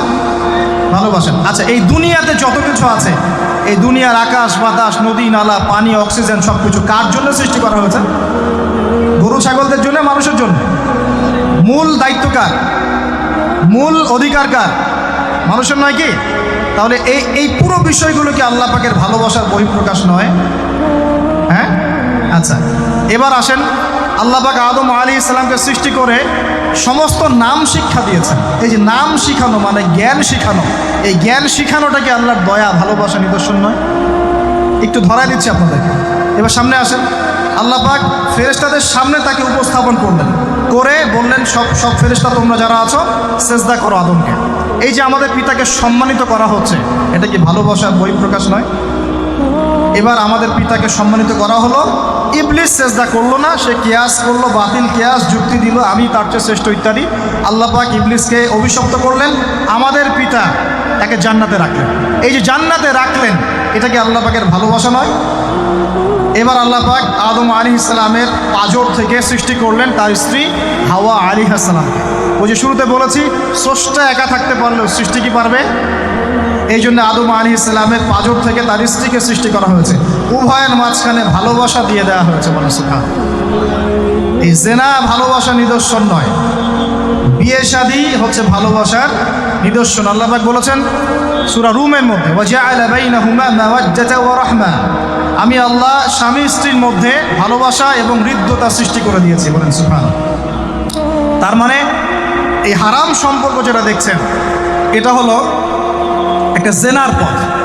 আর যখন আমরা হালালভাবে বিয়ে শাদী করবেন, আপনারা করবেন, তখন দেখবেন আল্লাহ পাকের পক্ষ থেকে ভালোবাসা সৃষ্টি হয়ে যাবে ইনশাআল্লাহ। অতএব ওয়াদা করতে পারি তো আল্লাহর কাছে যে নিজের চরিত্রকে পবিত্র রাখবো ইনশাআল্লাহ, হারাম কোনো সম্পর্কে যাব না ইনশাআল্লাহ, কোনো সহি প্রেমেও যাব না ইনশাআল্লাহ। এটা সহি প্রেম আবার কি জিনিস? দিনী ভাই দিনী বোনের মধ্যে এখন প্রেম চলে, এগুলো হয় না মাঝে মাঝে, এগুলোও বন্ধ, এগুলো বন্ধ করতে হবে। হালাল উপার্জনের সোর্স হয়ে গেলেই, হালাল উপার্জনের সোর্স হয়ে গেলেই দিনদার মেয়ে দেখে বিয়ে করে ফেলবেন ইনশাআল্লাহ। অন্য কোনো পথে যাবেন না, কোনো হারাম পথে যাবেন না, ওয়াদা করেন ইনশাআল্লাহ। রাজি আছেন তো ইনশাআল্লাহ? আল্লাহ কবুল করুন, আমিন। আর বিয়ের সময় অবশ্যই দিনদারিতা দেখবেন, অন্য কিছু না, অন্য কিছু পরে, দিনদারিতা আগে। দিনদারিতা আছে, নামাজ পড়ে, পর্দা করে, মাশাআল্লাহ সব দিক ঠিক আছে, তারপরে দেখবেন আপনি অন্য কিছু, তার আগে না। কথা ঠিক আছে? একইভাবে মেয়েদের ক্ষেত্রেও, যে আগে দেখবেন না ছেলে কত বড় চাকরি করে, ছেলের কত বড় বাড়ি আছে, গাড়ি আছে, এটা পরে। আগে দেখবেন ছেলে নামাজি কিনা, সুন্নত আছে কিনা, ইসলামের জন্য তার সফট কর্নার আছে কিনা, ইসলাম প্র্যাকটিস করে কিনা, এগুলো আগে দেখবেন। এগুলো না দেখলে কি হবে জানেন? বিয়ের 1 বছর 2 বছর পরেই বুঝতে পারবেন দুনিয়াটা জাহান্নাম হয়ে গেছে। না, দুনিয়াতেই তখন জাহান্নামের আযাবের স্বাদ ভোগ করতে হবে। না, আল্লাহ পাক আমাদেরকে হেফাজত করুন, আমিন। তো এই যে আল্লাহ পাক আদম আলাইহিস সালামের পাঁজর থেকে সৃষ্টি করলেন কাকে, এবং ভালোবাসা দিয়ে দিলেন উভয়ের মাঝখানে, এটা কি আল্লাহ পাকের দয়া নয়? আল্লাহ পাক ভালোবাসেন না? এবার দেখেন, গাছের কাছে যেতে নিষেধ করলেন, আমি কিন্তু শর্ট করে বলছি, গাছের কাছে যেতে নিষেধ করলেন, তোমরা জান্নাতে থাকো, খাও, যা ইচ্ছা করো, কিন্তু ওয়ালা তাকরাবা হাযিহি শাজারা, এই গাছের কাছেও যাবে না। একটা পরীক্ষা, জাস্ট একটা পরীক্ষা। এখানে কিন্তু বলা হচ্ছে গাছের কাছেও যাবে না, বলা হচ্ছে না যে গাছের ফল খাবে না। ঠিক যেমন আল্লাহ বলেছেন তোমরা জেনার কাছেও যাবে না, আল্লাহ পাক কিন্তু বলেন নাই জেনা করবে না, আল্লাহ পাক বলেছেন তোমরা জেনার কাছেও যাবে না। তো এখান থেকে আমরা এই হুকুমটার কঠোরতা বুঝতে পারি। তো প্রিয় ভাইরা, এখানে আমাদের পিতামাতা শয়তানের প্রলোভনে পড়ে গেলেন। কেন পড়লেন? শয়তান ওয়াসওয়াসা দিল যে আমি কি তোমাদেরকে এমন গাছের কথা বলে দিব যে গাছের কাছে গেলে বা যার ফল খেলে তোমরা চিরস্থায়ী জীবন পাবে এবং তোমরা ফেরেশতা হয়ে যাবে, এরকম কথা বলবে, এবং তোমরা কোনোদিন মরবে না। হাল আদুল্লুকা আলা শাজারাতিল খুলদি ওয়া মুলকিন লা ইয়াবলা, এই দুটো ওয়াসওয়াসা, চিরস্থায়িত্বের ওয়াসওয়াসা এবং অমরত্বের ওয়াসওয়াসা দিয়ে আমাদের পিতামাতাকে নিয়ে গেল। এখন আমাদের পিতামাতা কি ফল খেয়েছিলেন কি খান নাই? আচ্ছা, এখন আল্লাহ পাকের দৃষ্টিতে অন্যায় হয়েছে কিনা? এরপরে আমাদের পিতামাতা কি করলেন? বললেন রব্বানা যালামনা আনফুসানা ওয়া ইল্লাম তাগফির লানা ওয়া তারহামনা লানাকুনান্না মিনাল খাসিরিন। এই যে দোয়াটা তারা করলেন, এই দোয়াটা করার পরে আল্লাহ পাক কি তাদেরকে মাফ করে দিয়েছেন কি দেন নাই? বলেন, কথা বলেন। আল্লাহ পাক মাফ করে দিয়েছেন কি দেন নাই? এই যে অন্যায় করার পরেও আল্লাহ যে ক্ষমা করে দেন, মানে গুনাহ করার পরেও যে আদম সন্তানকে আল্লাহ পাক মাফ করে দেন, এটা কি আল্লাহ পাকের রহমত, দয়া কি নয়? আচ্ছা, এটা আল্লাহ পাকের নিদর্শন ছিল ভালোবাসার। এরপর আল্লাহ পাক দুনিয়াতে পাঠিয়ে দিলেন, কারণ এটা পরীক্ষা, দুনিয়াটা পরীক্ষার জায়গা, পরীক্ষা দিচ্ছি আমরা এখানে। এখন পরীক্ষার ক্ষেত্রে কি আল্লাহ পাক আমাদেরকে একা ছেড়ে দিয়েছেন? আল্লাহ পাক কি আমাদেরকে একা ছেড়ে দিয়েছেন? না, আল্লাহ পাক দুনিয়াতে পাঠিয়ে আমাদেরকে গাইডলাইন দিয়েছেন কিনা, কিভাবে চলতে হবে, কি করা যাবে, কি করা যাবে না, কিভাবে চলবো, কিভাবে চলবো না। আল্লাহ পাক কি ওহী নাজিল করেছেন কিনা? এই ওহী নাজিল করাটা কি আল্লাহ পাকের রহমত কিনা, আল্লাহ পাকের দয়া কিনা, ভালোবাসা কিনা? আল্লাহ পাক কি একা ছেড়ে দিয়েছেন না নবী রসুল পাঠিয়েছেন? এই যে নবী রসুলদেরকে পাঠিয়েছেন, এই নবী রসুলগণ কি আল্লাহর পক্ষ থেকে রহমত কিনা? বলেন। না হলে আমরা কি করতাম? দুনিয়াতে কেমন করে চলতাম, কিভাবে পথ খুঁজে পাইতাম, কেমন করে ইবাদত করতাম, আমরা কি জানতে পারতাম? আল্লাহ পাক রহম করে, ভালোবেসে, দয়া করে নবী রসুল পাঠিয়েছেন, আসমানি কিতাব পাঠিয়েছেন, বলেন সুবহানাল্লাহ। এখন এই নবীদের সিলসিলায় আল্লাহ পাক যে সর্বশেষ নবী মুহাম্মদ সাল্লাল্লাহু আলাইহি ওয়াসাল্লামকে পাঠিয়েছেন, এইটা দয়া কিনা? এটা আল্লাহ পাকের দয়া নয়? আল্লাহ পাকের রহমত নয়? আল্লাহ পাক কি বলেন নাই যে তিনি হচ্ছেন রাহমাতুল লিল আলামিন, তিনি পুরো বিশ্ব জগতের রহমত নয় কি? আচ্ছা, এখন আমাদেরকে যে আল্লাহ পাক নবী মুহাম্মদ সাল্লাল্লাহু আলাইহি ওয়াসাল্লামের উম্মত বানালেন, এটা কি আরো বড় রহমত কিনা? বলেন তো। জান্নাতে যাবে 120 কাতার মানুষ। কত কাতার? 120 কাতার মানুষ ইন টোটাল জান্নাতে যাবে। তার মধ্যে উম্মতে মুহাম্মাদের কত কাতার জানেন? 80 কাতার। কত কাতার? বলেন সুবহানাল্লাহ। তাহলে এটা কি আল্লাহ পাকের দয়া নয়? আল্লাহ আমাদেরকে ভালোবাসেন না? আচ্ছা, আল্লাহ পাক যে আমাদের কাছে তাওরাত, জাবুর, ইনজিল না পাঠিয়ে আল কোরআনের মতো কিতাব পাঠিয়েছেন, যে কিতাবের সমস্ত সমাধান আছে, এটা আল্লাহ পাকের রহমত, দয়া নয়, ভালোবাসা নয়? আচ্ছা, এখন আল্লাহ পাক দুনিয়াতে চলার জন্য আমাদেরকে জীবন দিয়েছেন, হায়াত দিয়েছেন, সুস্থতা দিয়েছেন, পরিবার দিয়েছেন, আমাদের ব্যবসা বাণিজ্য দিয়েছেন, আমাদের স্ত্রী সন্তান দিয়েছেন, আমাদেরকে চলাফেরা করার ক্ষমতা দিয়েছেন। একটা চোখ নষ্ট হয়ে গেলে বুঝতে পারে মানুষের কত কষ্ট হচ্ছে, একটা পা না থাকলে বুঝতে পারে কত কষ্ট হচ্ছে। এই করোনার সময় যারা শ্বাস নিতে পারে নাই তাদের কত কষ্ট হয়েছে। সুস্থ আছি, সুন্দর আছি, পরিবার আছে, আল্লাহ রিজিক দিচ্ছেন, 3 বেলা খাওয়াচ্ছেন, কাপড় দিচ্ছেন, শিক্ষার ব্যবস্থা করছেন, ইবাদত করার সুযোগ দিচ্ছেন, গুনাহ করলেও আবার মাফ করে দিচ্ছেন। এই সব কিছুকে আল্লাহ পাকের ভালোবাসা না? এই ভালোবাসাগুলো কি নিঃস্বার্থ ভালোবাসা না স্বার্থ ভিত্তিক ভালোবাসা? এই আল্লাহ পাকের কোনো স্বার্থ আছে? আল্লাহ পাক আমাদের কাছে কিছু চান? রিজিক চান? টাকা পয়সা চান? আল্লাহ পাকের যদি ইবাদত করে আমরা ছেড়ে দেই, আল্লাহর কোনো ক্ষতি হবে? আমরা ইবাদত করে ভাসিয়ে ফেললাম, আল্লাহর কোনো লাভ আছে? আল্লাহ পাকের শক্তি কি আরও বেড়ে যাবে না কমবে? নাকি যেমন আছে তেমনই থাকবে? আল্লাহ রাব্বুল আলামিনের শান শওকত কি আরও বেড়ে যাবে, নাকি আল্লাহ পাকের শান শওকত কমে যাবে? আল্লাহ রাব্বুল আলামিন যেমন, আল্লাহ পাক তেমনই থাকবে, তাই নয় কি? আল্লাহ পাকের যে বিশাল খাজানা আছে, আমরা যদি ইবাদত করে ভাসিয়ে ফেলি, খাজানা কি বেড়ে যাবে? আমরা যদি সবাই ইবাদত করা ছেড়ে দেই, খাজানা কমে যাবে? আল্লাহ পাকের কোনো স্বার্থ আছে আমাদের ভালোবাসার? কোনো স্বার্থ নাই। তাহলে আল্লাহ পাক এই পুরো বিশ্ব জগৎ সৃষ্টি করেছেন নিঃস্বার্থভাবে, তার স্বার্থ ছাড়া। এত অসংখ্য নেয়ামতে আমাদেরকে ভর্তি করে রেখেছেন আমাদের স্বার্থে, তার কোনো স্বার্থ নাই। কোনো স্বার্থ আছে? এই পরীক্ষায় পাশ করলে আমরা আবার জান্নাতে যাবো ইনশাআল্লাহ। ওই জান্নাতে যাওয়ার পরে কি আমাদের স্বার্থ থাকবে না আল্লাহ পাকের স্বার্থ থাকবে? সুবহানাল্লাহ। এই এতটুকু যদি বুঝতে পারি, আল্লাহ পাক একমাত্র সত্তা যিনি আমাদেরকে প্রকৃত অর্থে ভালোবাসেন। বাকি যত কিছু আছে আমাদের চারপাশে, এই ভালোবাসাগুলোর পিছনে একটা একটা স্বার্থ থাকে। কথা বুঝতে পারছেন না? সন্তানকে অনেক ভালোবাসেন, বুঝলাম, পিতামাতা, কিন্তু এই সন্তান যদি আপনার মনের মতো করে না চলে, একসময় কিন্তু আপনিও সন্তানের উপর রুষ্ট হবেন না? স্ত্রীর জন্য এত কিছু করছেন, দেখবেন কোনো একদিন আপনি করতে পারলেন না, দেখবেন সেদিনই আপনাকে একদম ধুয়ে রেখে দিলেন। এমন হয় কি না? তা আমাদের ভালোবাসাগুলোর পিছনে কোনো স্বার্থ থাকে কি না? আর এই যে জেনা চলছে, এই জেনার মধ্যে মূল স্বার্থটা কি? যৌনতা। মূল স্বার্থ কি? ছেলেও চায় মেয়েকে ভোগ করতে, মেয়েও চায় ছেলেকে ভোগ করতে, এবং বলে না না এটা পবিত্র ভালোবাসা, আমরা বিয়ে করার জন্যই জেনা করেছি, নাউজুবিল্লাহ, তাই না? বলে না, আমরা তো বিয়ে করব, সমস্যা কি? তো ফ্রি মিক্সিং করলে কি সমস্যা?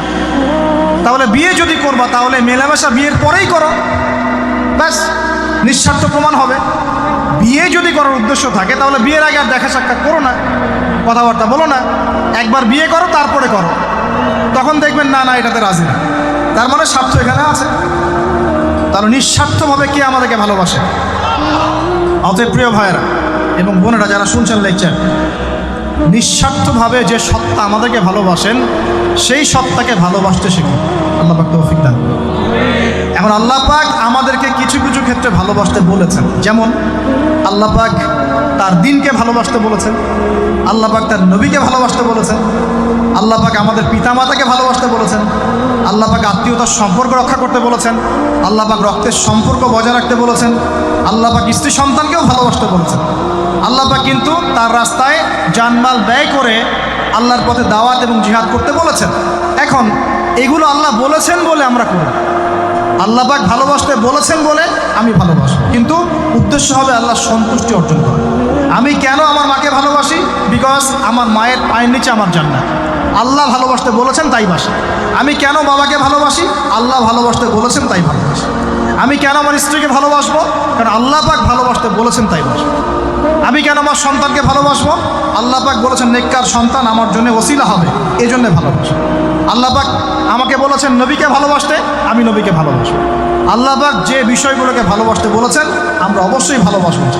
কিন্তু আল্লাহ পাক কি আমাকে হারাম এই 14ই ফেব্রুয়ারির এই ভ্যালেন্টাইন্স ডেকে ভালোবাসতে বলেছেন?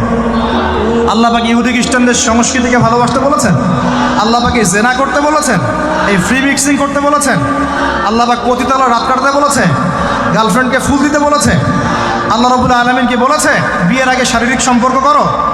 আল্লাহ পাক বলেছে যে আজকে সকালে সম্পর্ক করো, কালকে ব্রেকআপ, তারপর আরেকটা মেয়ের সাথে, তারপর আরেকটা ছেলের সাথে? আল্লাহ পাক ফোনে ফোনে এসব প্রেম করতে বলেছে? আল্লাহ পাক এগুলো হারাম করেছেন, বাস আমি করবো না, সিম্পল। নিজের প্রবৃত্তি অনেক কিছু চাইবে, নিজের প্রবৃত্তিকে আল্লাহর সামনে আত্মসমর্পণ করার নাম হচ্ছে ইসলাম। মন যাচাই তা করা যাবে না। কেন? কারণ আমি কারাগারের জীবনে বসে আছি। কারাগারের মধ্যে মন যাচাই তাই করা যাবে। এই কাজগুলো কখন করব? আমি বিয়ে শাদী করার পরে করব। বিয়ে শাদী করবেন, আপনি স্ত্রীকে নিয়ে ঘোরেন, স্ত্রীকে নিয়ে আল্লাহর সৃষ্টি দেখেন, স্ত্রীকে নিয়ে আপনি বাইকে ঘোরেন, রিক্সায় ঘোরেন, চটপটি খান, ফুচকা খান, আইসক্রিম খান, কোনো সমস্যা নেই। এবার তো যুবকরা বলবো যে ভাই বিয়ে শাদী তো দেয় না, কি করব? আমি পরামর্শ দিচ্ছি বড় ভাই হিসেবে, প্রথমে হালাল রিজিকের সোর্স করতে হবে। রিজিকের সোর্স না করে বিয়ে করা যাবে না, আত্মসম্মান থাকবে না। তাও পুরুষ মানুষের আত্মসম্মান কখন চলে যায়? যখন হাত পাততে হয় তখন। যখন আপনি রিজিকের সোর্স তৈরি করেছেন, আপনি স্বাবলম্বী, আপনি মাশাআল্লাহ মাসে 10-20-30 হাজার টাকা আর্ন করেন বা 1 লাখ 2 লাখ টাকা আর্ন করেন, আলহামদুলিল্লাহ, কারো কাছে হাত পাততে হয় না, সবাই দেখবেন আপনাকে সম্মান দিবে। যখন আপনার অন্যের কাছে হাত পাততে হবে তখন দেখবেন স্ত্রীও সম্মান করছে না। তো এই জন্য ডিগনিটি আগে, ডিগনিটি ফার্স্ট। আপনার ডিগনিটি অর্জন করতে হলে একটা হালাল উপার্জনের সোর্স লাগবে, এক। তারপরে পিতামাতাকে বোঝানোর চেষ্টা করবেন। যদি কাউকে পছন্দ করেও থাকেন, না দেখেই বা শুনে যে হ্যাঁ ওখানে একজন দিনদার মেয়ে ইত্যাদি, তাহলে পারিবারিকভাবে বিয়ের প্রস্তাব পাঠাবেন, নিজে পণ্ডিতি করতে যাবেন, পারিবারিকভাবে পাঠাবেন। যদি রাজি হয় আলহামদুলিল্লাহ, রাজি না হলে কি নিজে নিয়ে পালাই যাবেন? এই কাজ করতে যায় না। ইস্তেখারা করবেন। কি করবেন? ইস্তেখারা। 2 রাকাত নফল নামাজ পড়ে আল্লাহর কাছে দোয়া করবেন। হিসনুল মুসলিম বইটা কিনবেন, ওখানে দেখবেন ইস্তেখারার দোয়া আছে। ইস্তেখারা মানে হচ্ছে আল্লাহর সাথে পরামর্শ করা। আল্লাহ, আমি এই কাজটা করতে চাচ্ছি, যদি কাজটা আমার জন্য ভালো হয়, আমার দুনিয়া আখিরাতের জন্য ভালো হয়, আল্লাহ কাজটাকে তুমি সহজ করে দাও, আল্লাহ কাজটার মধ্যে বরকত দান করে দাও। আর যদি এই কাজটা দুনিয়া আখিরাতের জন্য খারাপ হয়, আল্লাহ তুমি কাজটাকে সরায় দাও, আমাকেও কাজটা থেকে সরায় দাও। এটা হচ্ছে ইস্তেখারা। এই দোয়া বেশি বেশি করলে ইনশাআল্লাহ আল্লাহর পক্ষ থেকেই ফয়সালা হবে। আর এই জায়গায় বেশি ব্যতিব্যস্ত হবেন না। অনেক সময় কিন্তু ফ্যান্টাসিতে ভুগি আমরা, অস্থির হয়ে যাই। অস্থির হলেই ডিসিশন নিতে ভুল হবে, অস্থির হলেই ডিসিশন নিতে ভুল হবে। স্থির থাকতে হবে। নিজেকে স্থির রাখার জন্য কি করবেন? বেশি বেশি নফল রোজা রাখবেন। বেশি বেশি কি করবেন? নফল রোজা রাখবেন। আর ভালো কাজে ব্যস্ত রাখবেন নিজেকে। ভালো কাজে কি করবেন? ব্যস্ত রাখবেন।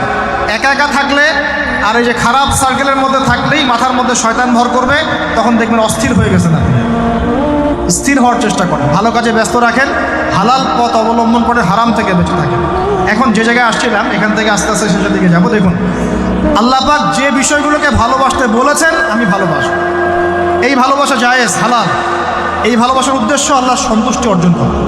এই ভালোবাসার উদ্দেশ্য এই নয় যে আমি যাকে ভালোবাসি তার কাছে আমি কিছু প্রত্যাশা করছি না, আমি কিছু প্রত্যাশা করছি না, আমি প্রত্যাশা করছি আল্লাহর সন্তুষ্টি।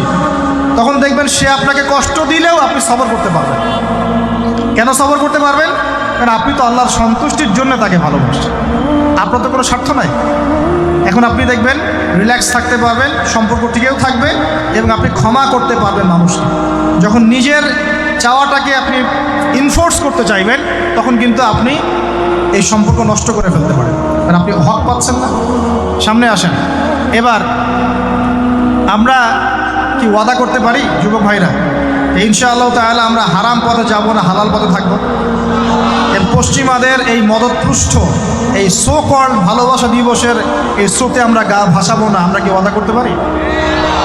আমরা কি ওয়াদা করতে পারি যে ইনশাআল্লাহ আমরা হালালভাবে বিয়ে শাদী করবো, কোনো হারামে যাব না ইনশাআল্লাহ? এই সমাজ থেকে জেনা বন্ধ করতে হবে, এই সমাজ থেকে ফ্রি মিক্সিং বন্ধ করতে হবে, এই সমাজ থেকে সমস্ত পতিতালয়কে বন্ধ করতে হবে। বন্ধ করে আমরা সামাজিক উদ্যোগ নিয়ে প্রয়োজনে আমাদের পলিটিক্যাল পাওয়ারকে কাজে লাগিয়ে সমস্ত পতিতালয়গুলো বন্ধ করে ওই মেয়েদের রিজিকের জন্যে আমরা বিকল্প ব্যবস্থা করবো ইনশাআল্লাহ।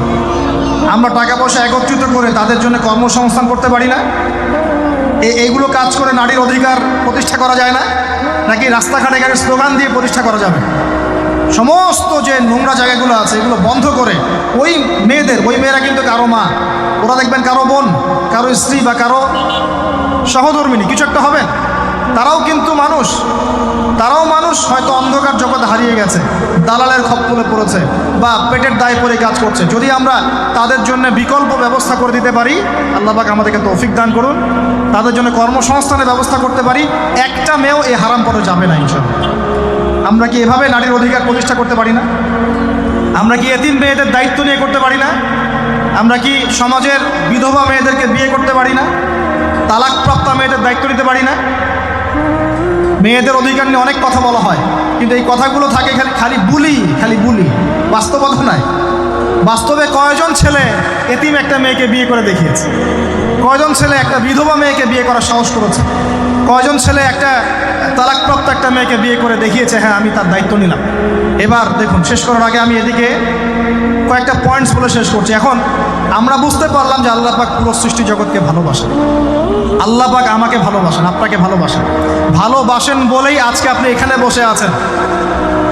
আল্লাহ পাক আপনাকে ভালোবাসেন বলেই লক্ষ লক্ষ কোটি কোটি মানুষ এখন জেনা করছে, আজকের দিনে আপনি ওয়াজ মাহফিলে বসে আছেন। আল্লাহ পাক আপনাকে ভালোবাসেন বলেই আপনি আল্লাহকে সেজদা দেওয়ার তৌফিক পেয়েছেন। আপনি লা ইলাহা ইল্লাল্লাহ কালিমা শিখেছেন, আপনি এই যে কোরআন পড়তে শিখেছেন, কোরআন পড়ছেন, হাদিস পড়ছেন, নবীর দ্বীনের প্রতি মহব্বত আছে, আল্লাহ আপনাকে ভালোবাসেন বলেই হচ্ছে। কখন বুঝবেন আল্লাহ আপনাকে ভালোবাসে? যখন আল্লাহ পাকের অনুমোদিত কাজগুলো আপনার ভালো লাগবে।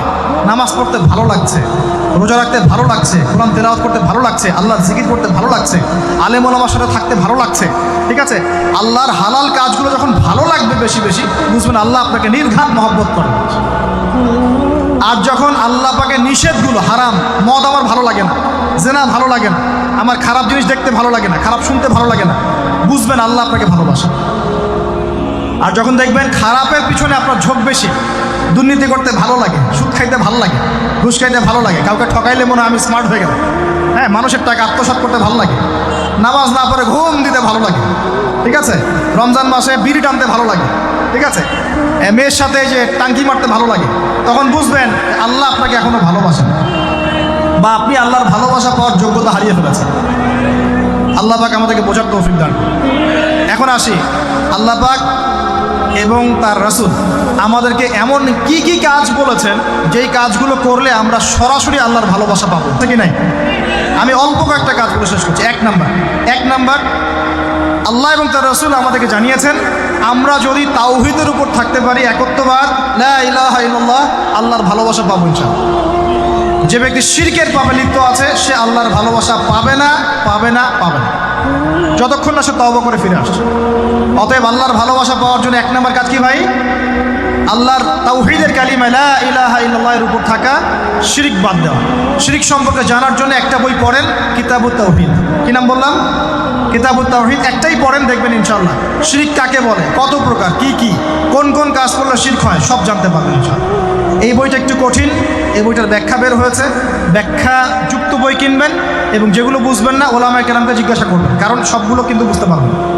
এক নম্বর। দুই, নবী সাল্লাল্লাহু আলাইহি ওয়াসাল্লামের অনুসরণ করলে আল্লাহ আমাদেরকে ভালোবাসবেন। দলিল, আল্লাহ পাক সূরা আলে ইমরানের মধ্যে বলছেন 31 নম্বর আয়াতে আল্লাহ বলছেন, কুল, হে নবী আপনি বলে দিন, ইন কুনতুম তুহিব্বুনাল্লাহ, তোমরা যদি, হে আদম সন্তান, হে উম্মতে মুহাম্মাদি, তোমরা যদি আল্লাহর ভালোবাসা পেতে চাও, ফাত্তাবিউনি, তোমরা আমাকে অনুসরণ করো। কাকে? আমাকে বলতে কাকে? রাসূলুল্লাহ সাল্লাল্লাহু আলাইহি ওয়াসাল্লামকে। তাহলে কি হবে? ইউহিব্বুকুমুল্লাহ, আল্লাহ পাকও তোমাদেরকে ভালোবাসবেন বলে সুবহানাল্লাহ। আল্লাহ আমাকে ভালোবাসবেন ইনশাআল্লাহ। আর কি? ইয়াগফির লাকুম যুনুবাকুম, আল্লাহ পাক তোমাদের সমস্ত গুনাহ মাফ করে দিবেন। আল্লাহু গফুরুর রহিম, আল্লাহ পাক পরম করুণাময়, অসীম দয়ালু। তার মানে আল্লাহকে পাওয়ার, আল্লাহর ভালোবাসা পাওয়ার দুই নাম্বার কি মাধ্যম? নবী সাল্লাল্লাহু আলাইহি ওয়াসাল্লামের সুন্নত অনুযায়ী জীবন গড়া। ভাই শুরু করব কোত্থেকে? শুরু করবেন চেহারা থেকে। কোত্থেকে? চেহারায় দাড়ি ছেড়ে দিব ইনশাআল্লাহ, রাজি আছি তো? গোফ ছোট করে ফেলবো ইনশাআল্লাহ, রাজি আছি তো ইনশাআল্লাহ? চেহারায় সেজদার দাগ থাকবে ইনশাআল্লাহ, তার মানে নামাজি হতে হবে, ঠিক আছে? পোশাক পরিচ্ছেদ হবে রাসূলুল্লাহ সাল্লাল্লাহু আলাইহি ওয়াসাল্লামের মতো, ঢিলে ঢালা মুত্তাকিদের পোশাক। চুল হবে কার মতো? মেসি নেইমারের মতো নাকি রাসূলুল্লাহ সাল্লাল্লাহু আলাইহি ওয়াসাল্লামের মতো? এখনকার ছেলে পেলে মাঝখানে চুল রাখে, ডান দিক বাম দিক ছিলে ফেলে। এই সুন্নত কোথায় পেয়েছো তোমরা? এগুলো ত্যাগ করতে হবে। মনে রাখবেন, একটা সুন্নত, নবীর একটা সুন্নতকে যদি ভালোবেসে কি আমল করে, ইনশাআল্লাহ নবীর সুপারিশ পাবে। চাই কি না সুপারিশ? ভালোবেসে আমল করা যায়, এটা আমার নবীর সুন্নত। আমার নবী খেতেন ডান হাত দিয়ে, আমি ডান হাত দিয়ে খাবো। আমার নবী দাড়ি রেখেছেন, আমি তাই রাখবো। আমার নবী মোচ কেটে ফেলতেন, তাই আমি কাটবো। আমার নবী ঢিলাঢালা পোশাক পছন্দ করতেন, তাই আমি পরবো। আমার নবী রাতে ঘুমানোর সময় এই আমলগুলো করতেন, তাই আমি করব। আমার নবী এইভাবে ওযু করতেন, এইভাবে করব। আমার নবী এইভাবে ইস্তেঞ্জা করতেন, পেশাব পায়খানা করতেন, ওইভাবে করব। এই যে এখনকার ইংলিশ টয়লেট, এই ইংলিশ টয়লেটে বসে নবীর মতো ইস্তেঞ্জা করা যায় না। যাবে? ওলামায়ে কেরামকে জিজ্ঞাসা করেন, নবী সাল্লাল্লাহু আলাইহি ওয়াসাল্লাম বাম পায়ে ভর দিয়ে ইস্তেঞ্জা করতেন। কোন পায়ে? এখন বসেন ইংলিশের উপরে, বাম পায়ে কেমনে বসবেন? সম্ভব? ওই যে আমি বলি, এটা মজা করে বলি, কষ্ট থেকেও বলি, একদম বৈশ্বিক পলিটিক্যাল সিস্টেম থেকে শুরু করে বাথরুমের টয়লেট পর্যন্ত সব কিছুই চলছে পশ্চিম আদর্শে। সব কিছু, এভরিথিং একদম বাথরুমের কমোড পর্যন্ত। এখন তো কমোড উঠাই দিচ্ছে, এখনও সামনে একটা বালতি রেখে দেয় গামলার মতো, এখানেই পেশাব করতে হয়। দেখেন নাই মনে হয় আপনারা, দেখবেন অচিরে এগুলো আসতেছে সামনে, দাঁড়ায় বসার কোনো সুযোগ নেই। আর সবগুলো মাপ সমান। কারো হাইট যদি 6 ফুট, কারো 5 ফুট হয়, তখন কি হবে? অ্যাডজাস্ট করতে হবে ধরে তখন, নাকি?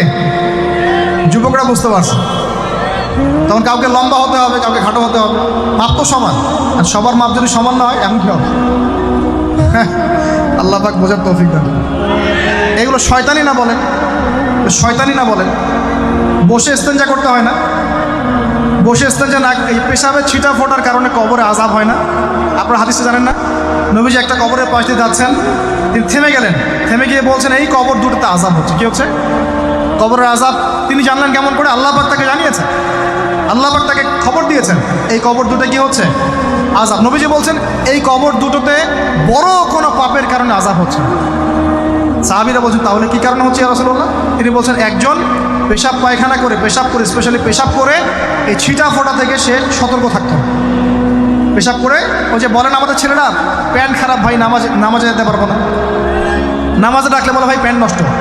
তোমরা ভালো করে হাদিসটা শোনো, এই ব্যক্তি বড় কোনো পাপ করে নাই, সে পেশাব করার পরে পবিত্র হতো না, মানে এর ছিটা ফোটা থেকে সাবধান থাকতো না, এই কারণে কবরে আযাব দেওয়া হচ্ছে। বলেন নাউযুবিল্লাহ। অন্য হাদিসে নবীজি বলছেন বেশিরভাগ কবরের শাস্তি পেশাবের ছিটা ফোটার কারণে হয়। আস্তাগফিরুল্লাহ, বলেন নাউযুবিল্লাহ। এই টয়লেটগুলোর মধ্যে পেশাবের ছিটা ফোটা লাগে না, নাপাকি লাগে না, এগুলো শয়তানি না বলেন। আরেকটা হচ্ছে আরেকটা কবর, সেই কবরে তিনি বলছেন এই কবরে আযাব দেওয়া হচ্ছে এই ব্যক্তি চগলখুরি করতো। কি করতো?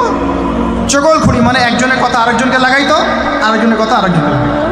এই কাজ করে না এখন সমাজের মানুষ? এই কাজ কিছু ফেসবুকের ইউটিউবারও করো তোমরা।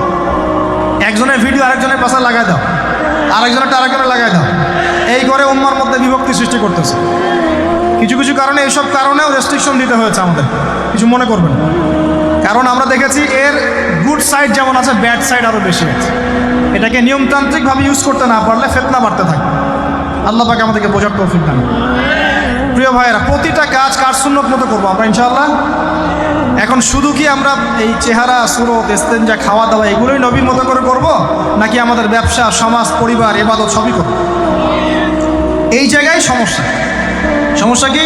আমরা মাশাআল্লাহ দাড়ি টুপি রাখতে রাজি আছি, কিন্তু ব্যবসায়িক জীবনে হারাম ছাড়তে রাজি নাই, অর্থনৈতিক জীবনে সুদ ছাড়তে রাজি নাই, ঘুষ দুর্নীতি ছাড়তে রাজি নাই। আল্লাহ আমাদেরকে ছাড়ার তৌফিক দান করুন। আল্লাহ পাক আমাদেরকে পরিপূর্ণভাবে নবীর সুন্নাত পালন করার তৌফিক দান করুন। 1 নাম্বার আল্লাহর ভালোবাসা পাওয়ার মাধ্যম তাওহীদ, 2 নাম্বার নবীর সুন্নাত, 3 নাম্বার বেশি থেকে বেশি কোরআন তেলাওয়াত করা। কি করা? আমার সাথে বলেন, বেশি কি করা? কোরআন তেলাওয়াত করা। কেন? কারণ কোরআন হচ্ছে আল্লাহর কালাম। কোরআন কার কালাম? কোরআনের মধ্য দিয়ে আপনি আল্লাহর সাথে কথা বলতে পারবেন। বলেন সুবহানাল্লাহ। এভাবে যখন কোরআন পড়বেন বুঝে আপনি আল্লাহর সাথে সরাসরি কথা বলবেন ইনশাআল্লাহ। এই কোরআনের মধ্য দিয়ে আল্লাহর ভালোবাসা পাওয়া যাবে ইনশাআল্লাহ। সর্বশ্রেষ্ঠ নফল আমলের মধ্যে একটা হচ্ছে কি? আল কোরআন তেলাওয়াত করা। আল্লাহ পাক আমাদেরকে তেলাওয়াত করার তৌফিক দান করুন। 3টা বললাম। 4 নাম্বার, বেশি থেকে বেশি আল্লাহর জিকির করা। কি করা ভাই?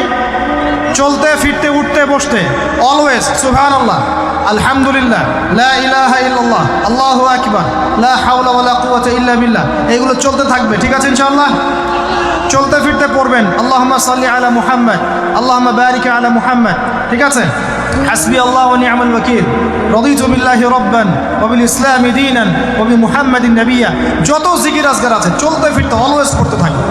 লা ইলাহা ইল্লাল্লাহ ওয়াহদাহু লা শারীকা লাহু লাহুল মুলক ওয়া লাহুল হামদ ওয়া হুয়া আলা কুল্লি শাইইন কাদির আস্তাগফিরুল্লাহাল্লাযী লা ইলাহা ইল্লা হুয়াল হাইয়ুল কাইয়ুম ওয়া আতুবু ইলাইহি লা হাওলা ওয়া লা কুওয়াতা ইল্লা বিল্লাহ। এগুলো পড়তে থাকবে। যে যত বেশি আল্লাহ জিকির করবে তার কলবে আল্লাহ তত বেশি নূর দিবেন ইনশাআল্লাহ। যার কলবে যত বেশি নূর সে তত বেশি আল্লাহর ভালোবাসা মহব্বত পাবে ইনশাআল্লাহ। কয়টা বলছি ভাই? 4টা। 1 নাম্বার কি ছিল? তাওহীদ। 2 নাম্বার নবীর সুন্নত। 3 নাম্বার বলেন কোরআন তেলাওয়াত করা। 4 নাম্বার বেশি বেশি আল্লাহ জিকির করা। 5 নাম্বার স্পেশালি 5 নাম্বার বেশি বেশি আল্লাহর কাছে তওবা করা। কি করা? যে আল্লাহর কাছে তওবা করে আল্লাহ তাকে মহব্বত করেন। যে আল্লাহর কাছে তওবা করে আল্লাহ তাকে মহব্বত করেন। আমাদের নবীজি প্রত্যেক দিন 70 থেকে 100 বার আল্লাহর কাছে তওবা করতেন। সুবহানাল্লাহ। পারা যাবে তো ইনশাআল্লাহ। 6 নাম্বারটা হচ্ছে বেশি বেশি নামাজ আদায় করা। কি করা? আল্লাহকে পাওয়ার জন্য শ্রেষ্ঠ মাধ্যম হচ্ছে সেজদা করা। কি করা? আর সেজদা করা হয় সবচেয়ে শ্রেষ্ঠভাবে নামাজের মধ্য দিয়ে। কিসের মধ্য দিয়ে? ওয়াদা করতে পারি তো ইনশাআল্লাহ 5 ওয়াক্ত নামাজ পড়বো রেগুলার। কোনো রকম যদি বাধ্যবাধকতা না থাকে, ওজন না থাকে, তাহলে মসজিদে গিয়ে পড়বো ইনশাআল্লাহ। পারবো তো ইনশাআল্লাহ। রমজান মাসে নামাজ শক্ত করে ধরবো ইনশাআল্লাহ। ঈদের পর ছেড়ে দিব ইনশাআল্লাহ। ঈদের পর ছেড়ে দিব কি? ঈদের পরেও ধরে রাখতে হবে ইনশাআল্লাহ তাআলা। আমাদের সমাজে মাশাআল্লাহ রমজান মাসে সবাই পাক্কা মুসল্লি হয়ে যায়, তাই না? কারণ শিকল দিয়ে বাধা থাকে শয়তান, শয়তানও মুক্ত হয়। ঈদের দিন ঢাকঢোল ধুমধারাক্কা গান বাজা শুরু হয়, তাই না?